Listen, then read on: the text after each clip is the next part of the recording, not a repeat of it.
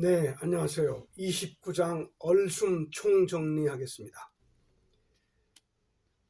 마음숨과 얼숨에는 큰 차이점이 있다. 그 차이를 짚고 넘어가는 것이 얼숨의 관건이다. 사람이 죽으면 마음도 얼도 다 빠져나가는데 얼은 혼에 가깝고 마음은 백에 가깝다고 하여 한자 말로 혼백이라 한다. 한의학적으로 볼 때 혼은 심장에 위치해 있으면서 간을 왕래하며 백은 폐에 머물러 있다. 한약 중에 안혼안이라는 약이 있는데 혼을 편안하게 해주는 작용을 한다. 이 약의 용도는 쓸개의 열을 제거해주며 쓸개즙의 분비를 활성화시켜주고 간을 맑게 해주는 청담, 청간 작용에 쓰인다. 그리고 청담, 청간제의 대표적인 약으로는 우황을 손꼽을 수 있다. 사람의 오장육부 중에서 담즙 분비가 원활하고 간이 깨끗하며 맑으며 간과 지라, 쓸개 등의 열이 없으면 혼이 편안해진다. 또 한 가지 평백환이 있는데 이 약의 용도는 소화 정장 작용이다. 이와 함께 소화제로 통기, 통혈시켜주는 소합향원이라는 것이 있다. 이것은 체한 것을 풀어주는 용도의 약재로 평백환의 주된 약재로 사용된다. 이것을 먹으면 위장이 편안해지며 백체가 편안해지고 따라서 마음도 편안해진다. 그리고 쓸개의 열이 제거되면 혼도 따라서 편안해진다. 이 정도면 마음과 혼의 생체학적인 경기가 뚜렷해질 것이다. 이런 것을 생각해 보자. 아이가 태어나서 3, 7일이 지나면 눈을 뜬다. 이때 손을 눈 앞에서 오락가락 움직여주면 반응을 보인다. 이쯤에서는 아직까지 마음이 구체화되지 않은 상태이지만 아이 입장에서는 어떤 물체가 눈앞에서 아른거리고 있다는 최초의 기억을 하기 시작한다. 그리고 이러한 기억들이 점차적으로 구체화돼 가면서 시간이 좀 더 흐르면 엄마, 아빠의 존재를 기억할 수 있게 된다. 그렇다면 맨 처음 손을 움직여 줄 때 그것을 인지해낼 수 있는 능력이 어디에서 나타나는 것이냐라는 의문이다. 눈앞에서 아른거리는 사물을 헤아릴 줄 아는 능력이 바로 얼이다. 얼을 한자 말로 정신이라고 한다. 정신이 있기 때문에 바로 이것이었구나 하면서 아이가 기억해낼 수 있게 된다. 마음이 하나가 되면 정신, 얼이 된다는 것이 틀림은 없지만 엄밀히 따지면 다르다. 마음은 단지 기억과 정보가 만들어낸 화합물로서 후천적으로 발생하는 것이다. 태어나서 무엇인가가 작용해 주는 힘에 의해서 점차적으로 의식의 양이 증가되는데 마음은 이것들의 집합물이다. 그렇다면 어떤 방법으로 마음을 하나로 만들어야겠는가? 여기서 마음숨의 기울임 과정이 절대 필요하다. 기울임을 해서 하나가 되면 그것이 바로 얼이 된다. 그런데 여기에서 묘한 사건이 벌어진다. 진리의 비밀, 숨의 노하우가 여기에서 포진하고 있다. 마음이 하나가 되면 얼이 된다는 것을 다른 표현으로 뭐라고 할 수 있을까 하는 것이 사품의 숨뜻이다. 마음은 보통의 마음이 아닌 참이기 때문에 마음이 참이라고 하였다. 얼과 마음이 같은 것이기는 하지만 이러한 이유에서 마음이라는 글자 앞에 참이라는 단서를 붙이는 것이다. 얼이 마음은 아니고 마음이 얼이 된다. 그래서 얼이 참마음이다. 마음이 참마음이 되면 얼이 된다. 참마음이 바로 얼인 것이다. 보통의 마음, 거짓 마음은 결코 얼이 되지 못한다. 마음이 하나로 잘 정리되어야 비로소 참마음이 될 수 있고 얼이 될 수 있는 것이다. 이만하면 어느 정도 감이 잡힐 것이다. 백체라고 하는 것은 보통의 마음을 뜻한다.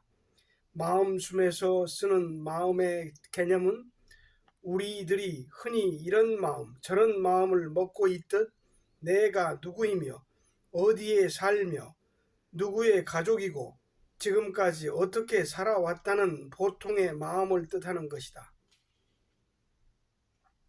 평범한 사람은 누구나 죽을 때까지 이 마음 하나만을 가지고 산다. 이런 마음을 심리적인 용어로 관념이라고 한다. 그러므로 사품에서의 마음은 관념에 의한 마음을 말하는 것이다. 이 마음은 지금까지 살아오면서 집약된 모든 정보와 기억이 응축된 가건물이나 다름없다. 모든 사람이 나는 누구이다 라는 가정을 내려놓고 살아가고 있는 것이다. 이렇게 마음이 가정돼 버리면 고정화된 틀이 형성된다.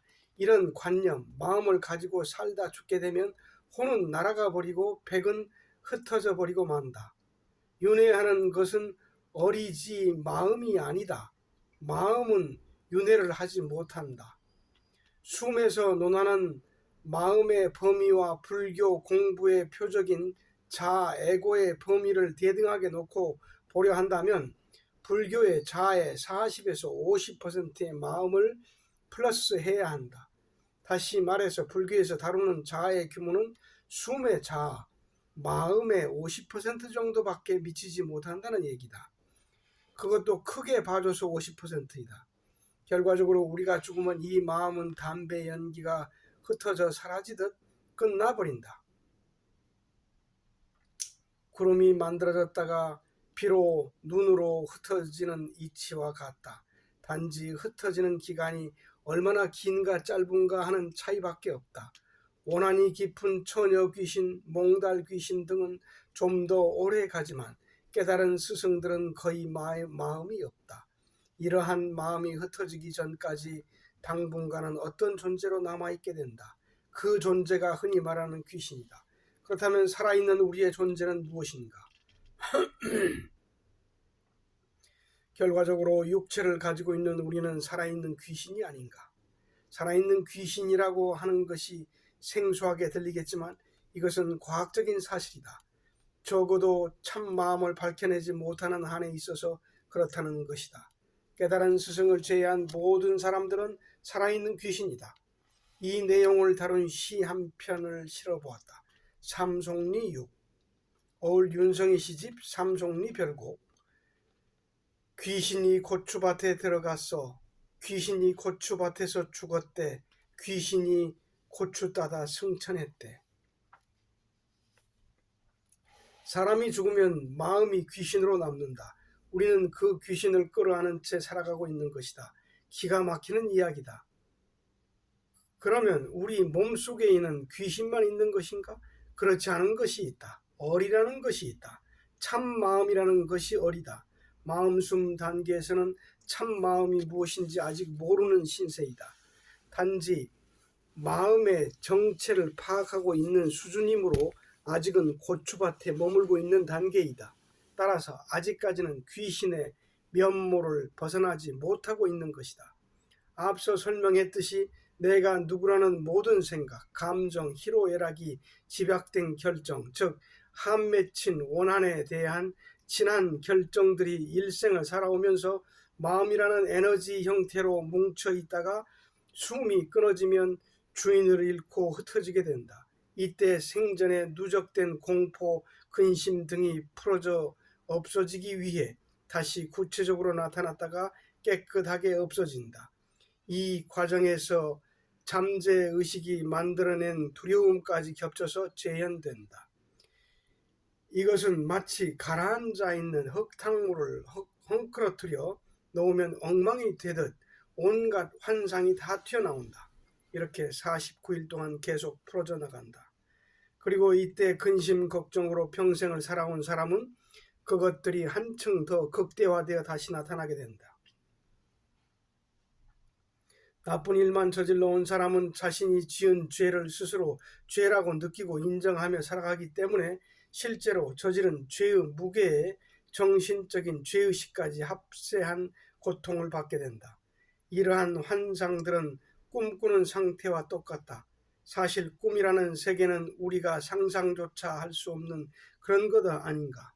사실이라는 기반 위에 덧붙여져서 연출되고 각색되어져서 드라마가 전개되듯 무한정으로 꾸며지는 환상의 굴레에서 엄청난 고통이 야기되는 것이다. 그러므로 평소에 사랑만 남기고 죽으리라, 아니면 참마음만 가지고 살아가리라, 깨끗하게 살아가리라 다짐하고 마음을 잘 갖고 놓고 있으면 살아 생전에도 죽어서도 고생할 일이 없다. 풀어질 것도 없고 풀어져 봐야 별 것도 없는 것이다. 귀신은 살아 있을 때 얼과 함께 산다. 얼에서 파생되어 나온 것이 마음, 귀신이다. 지금 논하는 마음은 얼에서 파생된 또 다른 에너지이다. 사람들 대부분이 이 에너지를 가지고 살아가는 것이다. 마음과 얼에 대해서 한 가지 예를 들어보자. 하늘에 구름이 새까맣게 끼었다. 구름이 없다면 하늘은 그 모습 그대로 맑고 푸른 하늘이다. 그런데 어느 날 구름이 피어나서 하늘을 가려놓고는 자기가 하늘이라고 착각하면서 살아가는 것이다. 아무리 짙고 두꺼운 구름이라 할지라도 비행기를 타고 올라가 보면 푸른 하늘, 밝은 태양이 항상 그 모습 그대로 있을 자리에 있지 않은가. 하늘은 얼이고 구름은 마음이다. 본시 사람은 하늘이었다. 구름이 끼었다고 해서 하늘이 손상되는 것은 아니다. 그리고 우리는 본래 순수한 참마음을 가지고 있다. 그런데 거기에 가짜인 거짓 마음이 구름처럼 탄생해서 얼에 붙어 기생을 하고 있는 것이다. 여러분은 지금 기생하고 있는 마음을 나라고 하여 살고 있는 것이니 가히 꼴불견 아닌가. 죽으면 귀신이 돼서 흩어져 버리는 허망한 것을 나라고 고집하고 있는 것이다. 그러면서 그것만을 전부로 알고 좋다고 하며 살고 있는 것이다. 자이든 타이든 구름은 언젠가는 저기 앞 세력군에 의해 자체의 무게를 이겨내지 못하고 흩어져야 하는 운명이다. 그러나 결코 하늘이 땅으로 추락하는 법은 없다. 땅은 육체이다. 땅은 몸숨이고 구름은 마음숨이고 하늘은 얼숨이다. 구름은 어떻게 탄생되었나? 땅에 있는 수증기가 기화되어서 만들어졌다. 몸을 자기와 동일시하는 사상에서 구름, 마음이 탄생되었으므로 가상의 존재이다. 그러나 구름이 만들어진 온동력은 정신에서 비롯된다. 우리는 보고 듣고 느끼는 모든 것을 기억한다. 그 기억의 내용은 정신, 안에 기록되어진다. 이 과정에서 이상한 사건이 벌어지는 것이다. 얼에 기록된 모든 여러 가지 정보들이 합성되면서 마음이라는 것이 탄생되어 얼과 다른 또 하나의 형태가 만들어진다. 참마음이라는 것은 무엇인가? 내 참이 내 마음, 구름이라는 것을 가지고 있지 않은가? 그와 별도로 진실한 마음은 참마음 뿐이라고 존재하고 참에게 기울이는 훈련을 계속 하다 보면 기울이는 만큼 집중이 되면서 마음이 하나가 된다. 하나가 되면 다른 생각이 일체 일어날 수가 없게 된다.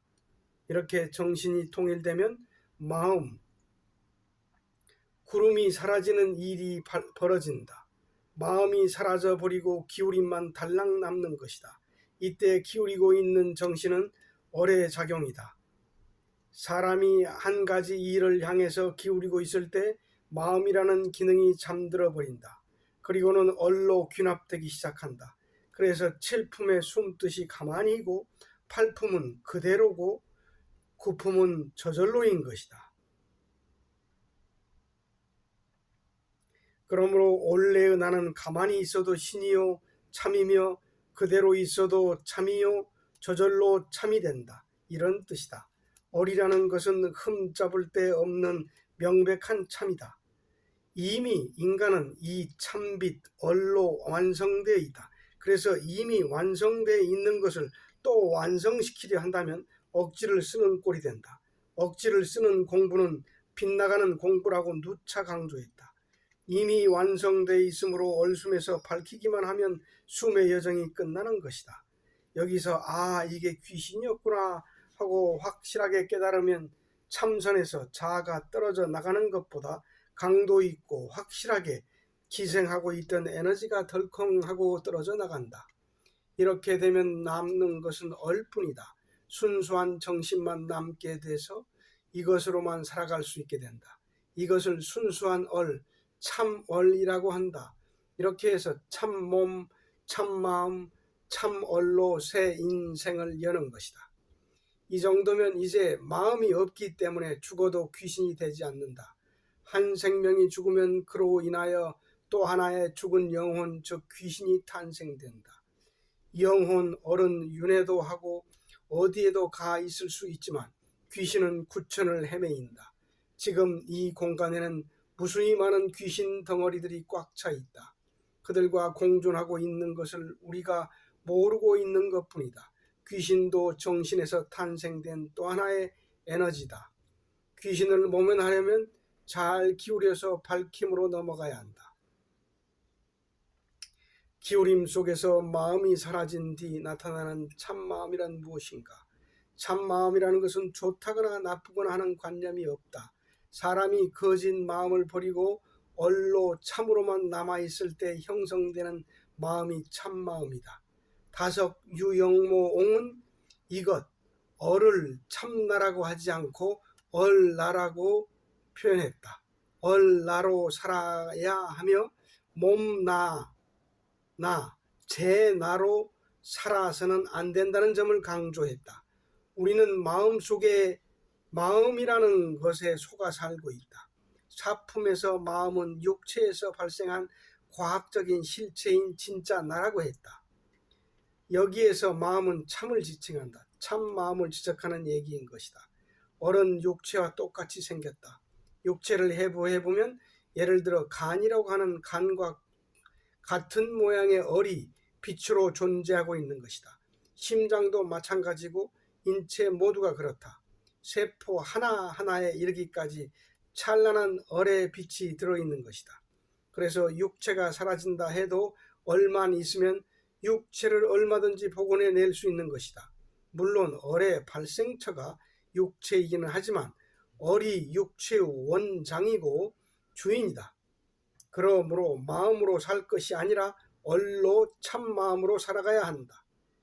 60억 인구가 정신 차리지 않으면 귀신은 이미 다 맡아놓은 것이나 다름없다. 100이라는 마음은 죽어서 귀신이 된 다음 흩어지면서 정신층에 엄청난 환경오염을 시켜놓고 사라진다. 이것에 비하면 지금 지구인들이 걱정하고 있는 페놀이나 염산, 아황산 가스 같은 것은 결코 큰 문제가 아니다. 산업 폐기물, 핵 폐기물이라 할지라도 상대가 되지 않는다. 귀신이 많으면 많을수록 정신층에 극심한 환경 오염을 일으킨다. 그래서 물질계보다 한 단계 위에 있는 정신층이 오염되기 때문에 물질계가 멸망해가는 것이다. 20세기 후반에 들어서면서 심각한 자연재해들이 더 속출하기 시작하고 있다. 중국에 지진이 일어나고 미국은 한파와 홍수에 시달리고 스페인 쪽으로는 돌풍이 거세게 몰아쳐 오고 있는 와중에 있다. 반지성적인 인류의 자만과 오만이 갈 때까지 간 것이다. 왜 이런가? 정신층의 환경 오염이 심각해져 있기 때문이다. 한 인간을 놓고 보더라도 정신이 썩어 있으면 몸도 따라 망가지는 법이다. 정신이 황폐해지면 그 정신의 영향을 받아 몸을 함부로 하기 때문에 육체가 망가지듯 지구에 정신층이 있기 때문에 사람의 마음이 오염되면 자연히 지구가 몸살을 앓게 되는 것이다. 강증사는 이것을 가리켜 신명계라고 했다. 그래서 인류를 구원하려면 해원 사상이 필요하다고 역설했던 것이다. 무엇을 해원시킨다고 하는 것인가? 조상들의 사무친 오난을 풀어줘야 한다는 얘기다. 많은 귀신들의 오론을 달래서 천상계를 깨끗이 해보려 했던 뜻이지만 이미 죽어서 자신들이 귀신인지도 모른 채 귀신으로 살아가고 있는 가엾은 영혼에 불과한 조상들을 사후에 잘 모시고 잘해준다고 해서 과연 회원될 수 있을 것인가? 귀신의 특성은 자기 자신이 귀신인 줄을 전혀 모른다는 점이다. 귀신 너머에 참이 있으므로 그 힘으로 살아가고는 있건만 그것을 원천적으로 부정하고 있는 것이다. 쉽게 말해서 마음, 귀신이 하나님이다 라고 하며 살고 있는 것이다. 이렇게 살아 있을 때에도 자기 마음이 귀신인 줄 모르거니와 죽어서 흩어져 가는 그 기간까지도 자기가 귀신인 줄 모른다. 미친 사람은 자신이 미쳤다는 생각을 전혀 하지 않는다. 술 취한 주정뱅이는 자신이 취해 있는 줄을 모르는 법이다. 귀신은 죽어 없어져야 그때 가서 자기가 귀신인 줄 알게 된다. 그러니 귀신을 떼내려면 어떻게 해야 되나? 죽여야 한다. 죽이지 않고서는 도저히 떼어낼 방법이 없다. 그전에는 항상 붙어 다닌다. 남의 귀신 떼어낼 겨를이 없는 것이다. 그러니 내 귀신부터 먼저 잡아 떼어야 한다. 인류를 구원하는 일에 있어서 귀신만 떼어내면 되는 것이다.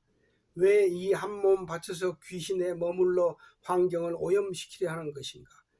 그래도 죽어서 환경을 오염시키는 것은 큰 문제가 아니다. 사람이 한평생을 살아가면서 가만히 있는 물질계를 오염시켜 놓는 폐해가 얼마나 큰지 모른다. 이제까지의 강의 내용으로 봐서 여러분이 육체를 가지고 평생을 어떻게 살고 있는지 돌이켜보면 그 폐해가 어느 정도인지 조금은 짐작할 수 있을 것이다.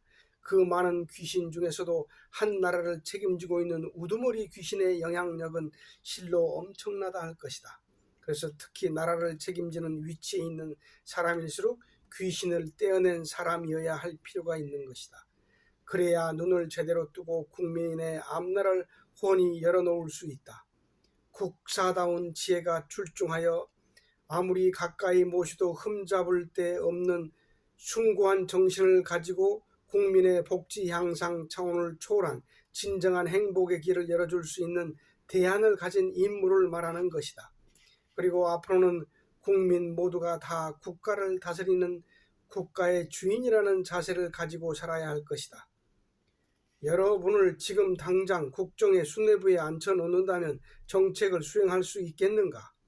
국민 누구나 자신이 대통령이라는 자세, 내가 다스리고 내가 이끌어 간다는 구체적이고 진취적인 자세를 갖지 못한다면 국민이 될 자격이 없는 시대가 올 것이다. 표몰이나 적당히 해가지고 올라가서 한번 해보겠다고 하는 막연하고 기회주의적인 태도로는 사회에 적응할 수 없는 그런 시대가 머지않아 도래올 것이다. 이 귀신을 떨쳐내라고 부처가 다녀갔던 것이고 예수가 다녀갔던 것이다. 그리고 근자에는 라즈니시가 나타나서 자아를 버리라고 했었지만 시대가 시대이니만큼 이제는 자아도 과학적으로 버리는 기술을 가르쳐야 한다. 과학적으로 이것이 떨어져 나가는 것을 체감할 수 있도록 해줘야 되겠지만 자아라는 것이 과연 어떤 존재인지 깨우쳐 알려줄 수 있는 지도자가 나타나지 않았다. 지도자가 없으니 이것일까 저것일까 맞는 것일까 틀리는 것일까 하면서 평생을 헛갈리고 기웃거리다 인생을 마감하고 마는 것이다. 어려서 태어난 기형적인 에너지, 마음이라는 귀신 에너지가 착각하며 살고 있는 것까지는 그래도 좀 봐줄 수 있다 손치더라도 우리의 얼과 육체에 붙어서 기생살이하고 있는 처지에 주인까지 욕을 보이고 있으니 기가 막힐 노릇이다. 이쯤에서 기울임을 다시 한번 정리해보고 질품으로 들어가자. 자, A 참, B 참에서 사품 기울임은 나 마음에서 기울이면 참이 되는 것이고 오품 나 마음에서 기울이면 참이 되는 B가 되고 또 C는 기울임 육품에서 기울이면 참이 되고 칠품, 기울임, 참이 D가 되고, 자, 그림 A를 보겠습니다. 나라고 하는 마음, 귀신이 참 마음에 기울이고 있습니다. 열심히 기울이다 보면 기울임이라는 집중이 일어나서 고요하고 변함이 없는 심리적으로 확실하게 깊어져 가는 느낌이 옵니다. 이 상태를 기울여 기울임이 되었다, 기울임이 잘 되었다고 하는 것입니다. 기울임은 기울인 당사자에게서 나타납니다. 참이라고 라는 하느님이 있다고 하여 기울여 봤더니 하나님은 그곳에 있지 않고 기울이고 있는 자신에게서 나타나는 것입니다. 즉 기울인 사람이 하나님이었던 것입니다. 그리고 이 기울임이 잘 나타나서 잘 익으면 나, 마음, 귀신이라고 하는 사람이 없어집니다. 이것이 B가 됩니다. 이 상태가 바로 참 어뢰 상태입니다. 집중 속에서 마음, 귀신이 자리 잡을 공간이 없습니다. 따라서 아직까지는 확실하게 형성된 기울임의 경지에 있는 것이지 기울임이 바로 참이라는 사실을 인식하지 못한다. 여기서 기울임이 잘 익으면 애초에 기울임의 대상이었던 참은 갈수록 희미해져서 없어져 버리고 C의 기울임만 남아있게 됩니다. 그러면 남아있는 기울임만 가지고 있는 상태가 D가 되는데 여기서부터 7품 공부가 시작된다.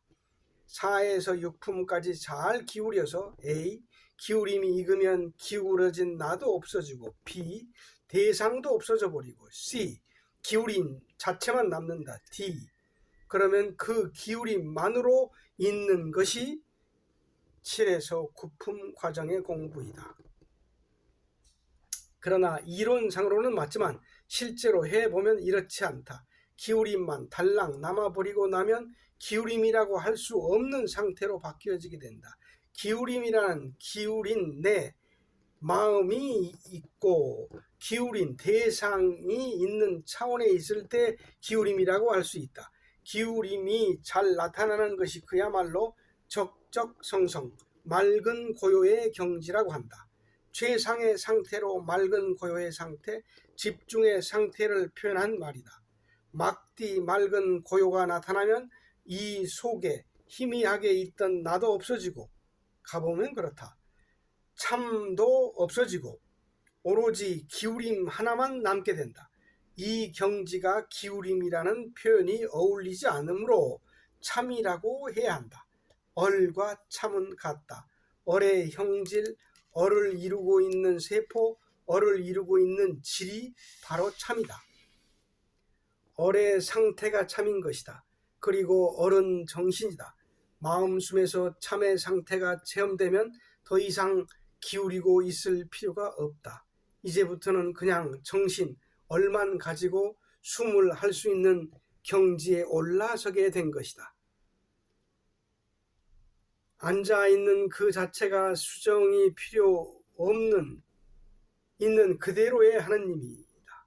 이 경지에 들어서면 지금까지 살아오면서 사용하고 있었던 정신이 하나님인 줄 미처 몰랐었다는 사실을 깨우치게 된다. 정신을 써서 일하고 걸어다니고 노래하고 했던 정신이야말로 수정할 필요도 없고 더 수련하지 않아도 이미 하느님이었음을 깨닫게 되는 것이다.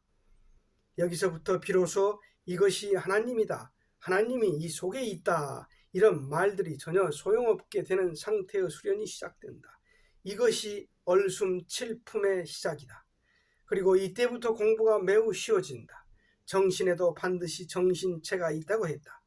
정신체는 육체와 같은 모양의 빛으로 이루어져 있다고 했다. 여기서 한 가지 알아야 할 것은 내가 가지고 있는 정신이 몸속에 있는 빛이 몸숨에서 참의 품에 안길 때의 참의 품과 동조되는 같은 성질을 가지고 있는 빛이므로 현재 내가 가지고 있는 정신 7품도 참과 같기는 하나 실제로 에너지의 빛의 양과 측정해보면 찬 빛보다는 떨어진다. 그 이유는 귀신이 붙어 있기 때문이다. 이 귀신만 완전히 떨어져 나가면 그 즉시 에너지가 고양되고 원래의 참 빛과 대등한 수준이 된다. 수십 년씩 고생해야만 참이 될 수 있는 것이 아니다. 귀신만 떨어뜨리면 그대로가 참인 것이다. 질품이라고 해서 귀신이 완전히 떨어져 나간 것이 아니다. 욕품에서 귀신이 떨어져 나가기는 했지만 귀신이 떨어져 나가면서 휘저 놓은 흙탕물이 가라앉는 데는 시간이 필요한 것이다. 7에서 9품 과정은 흙탕물이 저절로 가라앉기만을 기다리는 훈련이다. 그래서 공부가 한층 쉬워지는 것이다. 일본이 우리 한국의 정기와 지기를 말살하고자 도처에 쇠말뚝을 박아 놓았기 때문에 구심점을 잃고 우왕좌왕한다고 하듯이 사람도 마음과 육체와 머리에 저 스스로 말뚝을 박아놓고 있는 것이다. 관념의 응어리인 말뚝 그 어떤 방법으로도 쉽사리 뽑아내기 어렵다. 이것을 뽑아낼 수 있는 강력한 처방이 기울임이라는 집중이다. 그리고 이것이 뽑혀 나갈 때는 그 깊이만큼의 고통이 따르는 법이다. 귀신을 떨어뜨리려 하는 사람을 보면 그 사람의 귀신이 얼마나 완고한지 또는 달랑달랑 매달려 있다가 언제쯤 떨어질 것인가 하는 것을 판단해낼 수가 있다. 귀신이 떨어져 나갈 때 우는 것을 가리켜 귀신이 곡한다고 한다. 말 그대로 귀신이 곡을 하고 빠져나가는 것이다. 귀신이란 것은 죽지 않고서는 빠져나갈 수가 없다.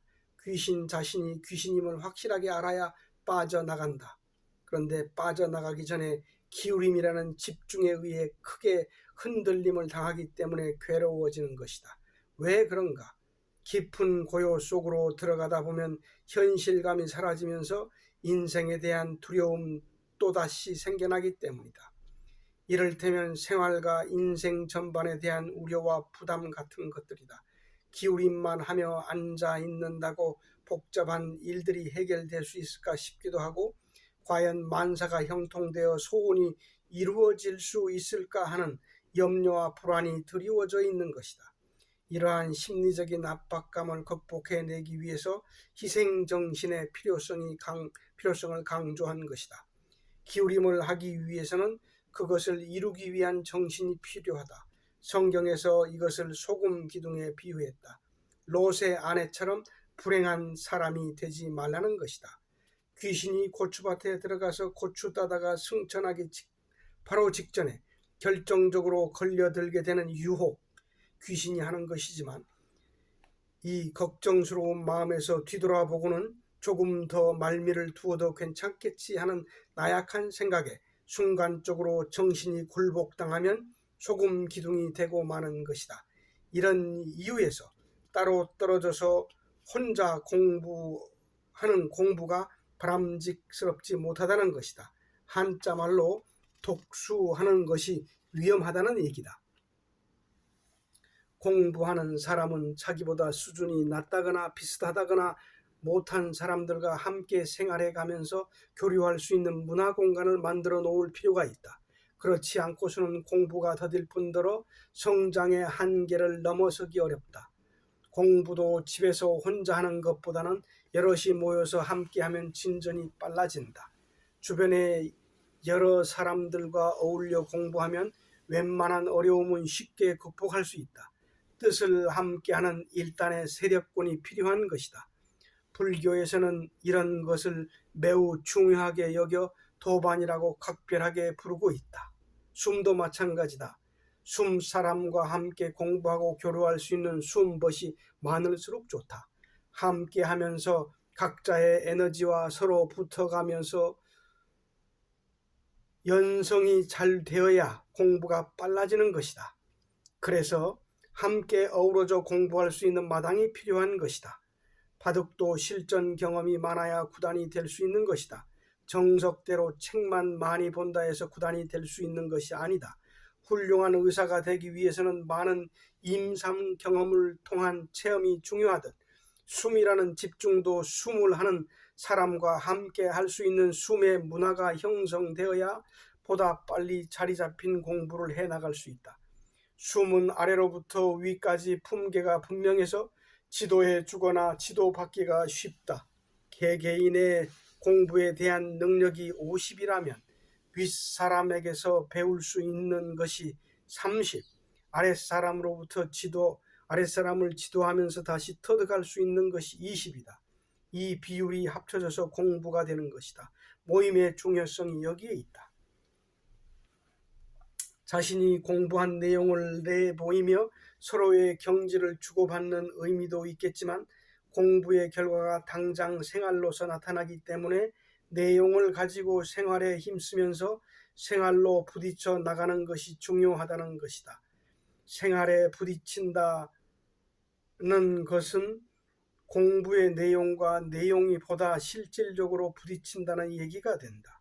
공부는 생활 속에서 연성이 되고 익어야 된다. 순문화는 그래서 필요하다. 문화가 형성되면 바로 그것이 정도령이지 어느 한 사람이 뛰쳐나와 해결하겠다고 해서 일이 될 수 있는 게 아니다. 다시 본론으로 들어가서 넉과 얼과의 관계를 잘 짚어보자. 어원으로 본다면 넉시 얼이라고 볼 수 있다. 그런데 우리말이 재미있는 것은 넉보다는 얼이 조금 더 고급스러운 느낌을 풍겨준다는 점이다. 그래서 그런지 정신이라는 순수성이 있는 어감과 비교해 볼 때 조금 무엇하다는 그런 느낌이 있어서인지 옛사람의 시를 보면 넋이야 있고 없고 문장의 분위기가 어둡고 비장하고 슬픔이 서려 있는 쪽으로 인용되어지고 있다. 한 맺힌 한 맺힌 마음, 이러한 정서를 넋이라는 표현으로 갈무리한 문장들을 쉽게 찾아볼 수 있다. 내가 볼 때 마음, 귀신에 속하는 것이 넋이다. 왜냐하면 참의 경지에 있는 사람이 감성에 빠져 넋두리 할 리는 없기 때문이다. 우리말에서 얼이 참을 대신할 수 있는 가장 이상적인 표현이다. 얼이 영혼이므로 사람이 결국 얼과 육체만을 가지고 사는 것이다. 그러니 마음은 지워내야 할 존재이다. 얼을 가지고 사는 사람의 마음을 참마음이라고 한다. 우리가 흔히 말하는 이런 마음 또는 저런 마음이라고 하는 것은 원래가 없는 것이다. 사품에서 공부하고자 하는 마음이 물리적인 실체이다 해서 마음은 얼을 지칭하는 것이다. 사람의 몸에는 얼체, 마음체, 육체 등이 있다. 그 중에서 마음체는 죽으면 귀신이 되어서 빠져나가고 얼은 영혼으로 남는 차이가 있다. 마음은 착각에서 생겨난 일시적인 에너지이기 때문에 때가 되면 흩어져 없어지는 귀신이다. 결국 사람의 몸을 이루고 있는 진짜 몸은 정신과 육체 두 가지다. 그리고 기울임에서는 참이라는 정신에 귀신, 마음이 말뚝을 박아놓듯 끼어 들어가서 괴롭히고 있기 때문에 참빛과 동조할 수 있는 대등한 에너지의 양을 가지고 있는 빛이 되지는 못하지만 아무리 귀신에게 시달리고 있다 해도 그 자체는 이미 상당한 에너지체이다. 때문에 시력을 보조할 수 있는 과학기구만 있다면 그 빛을 볼 수 있다. 단지 순수한 참빛과 비교해 볼 때 밝기가 떨어질 뿐이다. 그러나 이 상태에서 마음이라는 장애 요소가 제거되면 그 즉시 순수한 참빛으로 회복된다. 이런 까닭에 시속 500km로 성능을 가진 자동차를 시속 100km를 최고 속도로 달려가고 있다고 한 것이다. 그러니까 400km라는 속도를 제압하는 마음이라는 브레이크 제동에 의해 참마음이 시달림을 받고 있는 것이다. 그렇기 때문에 다만 한 살이라도 나이가 더 들기 전에 귀신을 빼내야 한다. 세계적으로 유명세를 떨치고 있는 명상가, 종교인, 정치가, 예술가 등 하다못해 국제연맹을 창시한 인물이라든가 노벨상을 수상한 대학자들의 경지도 과연 귀신을 얼마나 많이 떼어냈느냐, 얼마나 제압했느냐에 따라서 위대한 업적이나 예술 작품이 가능한 것이다. 그림이라는 예술 분야도 귀신을 떼어놓고 그림을 그리면 그림이 단순성으로 가게 된다. 제 아무리 맛있는 음식을 찾아다니는 식도락가일지라도 결국은 담담한 음식을 찾는 식성으로 돌아가게 되는 것이다. 부부도 친구도 이웃도 함께 오래 살다 보면 수더분해지고 담담해지면서 더없이 편안하고 좋은 사이가 된다. 무슨 일이든 충분하게 무르익게 되면 단순성으로 귀납되어진다. 일반 대중은 귀신이 그려낸 화려한 그림은 좋아하지 단순한 그림을 별로 좋아하지 않는다. 단순한 그림 그리면 밥 먹고 살기에도 바빠지는 것이다. 단순한 그림이 대접받으려면 사회 전체가 집중에 눈떠야 된다. 집중을 해본 사람은 귀신이 그린 그림인지 아닌지를 판단해낼 수 있는 능력이 있다. 귀신의 그림은 정신이 심란해짐으로 백발백중으로 피해가기 마련이다. 단순한 그림이 대중의 지지를 받을 때 인류가 행복해질 수 있다. 출판 서적도 마찬가지다. 귀한 책들은 대중의 시선을 받지 못한다. 귀신이 쓴 책이 아니기 때문에 지구인들조차도 모르는 것이다. 진정한 베스트셀러는 적은 양이라도 장기적으로 꾸준히 팔려나갈 수 있는 책이다. 단기간에 폭발적인 인기를 얻은 책은 귀신이 곡하듯 하는 차원에서 나가는 것이다. 이런 식으로 인기몰이하는 책은 오래가지 못한다. 그때 입맛만 돋구고 반짝였다 사라지는 위례용 소모품에 불과한 것이다. 그래서 어떤 전공 분야이든 위대한 업적을 남기기 위해서는 귀신부터 떼어내야 된다. 기계를 만들듯 도자기를 만들듯 음식을 하든 서비스업을 하든 마찬가지다. 이 한 가지, 이 시대에 가장 중요한 것은 대통령 같은 사람들이 국정 운영을 잘해 나가는 것도 중요하지만 가정에서 살림을 가꾸면서 자식을 낳아 기르는 어머니의 역할이다. 어머니가 귀신을 가지고 있으면 자식들도 그 처지를 벗어나기 어려운 것이다. 가정교육은 어머니를 중심으로 이루어진다. 어머니는 귀신을 떼어내는 것보다 먼저 알아야 할 중요한 일이 있다. 떼어내는 것보다 떼어내기 위한 한 걸음의 노력이 이미 귀신을 떼어낸 것이나 다름없다는 것을 명심해야 한다. 그 노력으로 이미 완성됐다고 보아도 과언이 아닐 것이다. 이런 까닭에 한 품에서 9품까지 과정을 서둘러 마치고자 하는 의욕도 좋지만 깊이 가지 못한다 할지라도 한 품의 안김 하나만으로도 족하다는 얘기다. 그 자체로서 자식은 이미 귀신을 면할 수 있는 환경에 놓여지게 되는 것이다. 왜 그런가? 귀신을 면하고자 하는 부모의 노력이 있는 한 자식은 귀신이 될 수 없기 때문이다. 아버지의 생활 패턴으로는 이러한 역할이 적당하지 못하다. 이 세상의 실질적인 대통령은 어머니이다. 아이들의 어머니가 잘 되느냐 안 되느냐에 따라 세상사가 결정되는 것이다.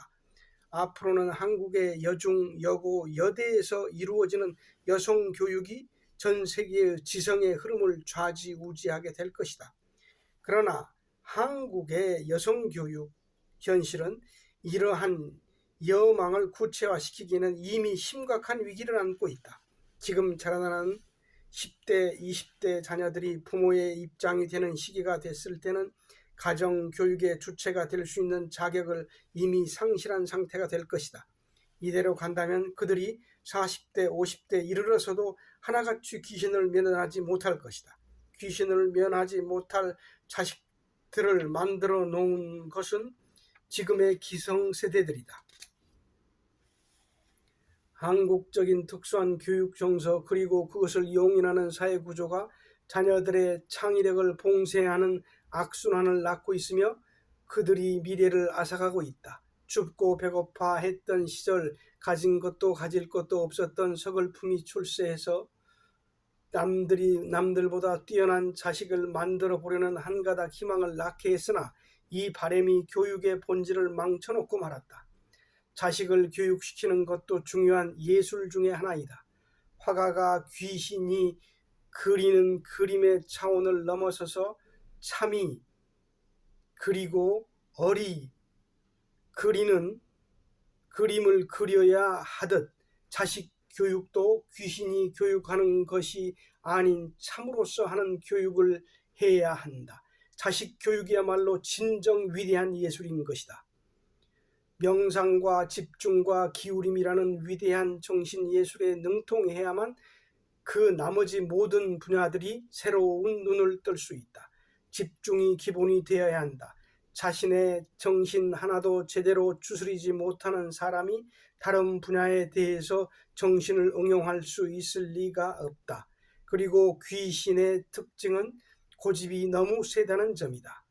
각자 생겨난 모습이 다르듯 귀신의 모습도 사뭇 달라서 다투기 시작하면 끝이 없다. 지금까지 끊이지 않고 있는 인류의 큰 전쟁부터 작게는 가정에서 일어나는 다툼에 이르기까지 모든 싸움은 귀신들 간의 싸움이다. 귀신의 또 다른 특징은 다투기를 잘한다는 점이다.